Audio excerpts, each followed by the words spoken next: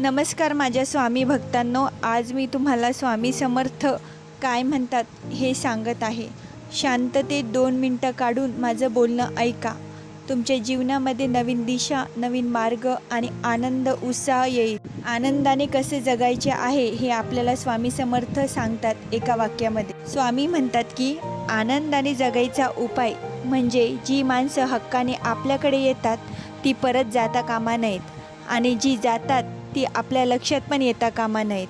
अडथळे तर क्षणिक असतात, पण त्या क्षणात खचून न जाता धीराने त्यांचा सामोरे जाणे हेच तर खरं आयुष्य आहे.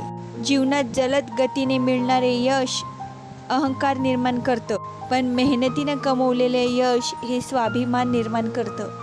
आनंदाने जगायचे असेल तर चांगल्या मार्गाने जगा आणि चांगलं व्यक्तिमत्व घेऊन जगा. कारण पैसा, श्रीमंती हे तर गर्विष्ठाचा भाग झाला. काही क्षणातच हे वाया जाऊ शकते, पण चांगला स्वभाव आणि व्यक्तिमत्व आयुष्यभर राहते.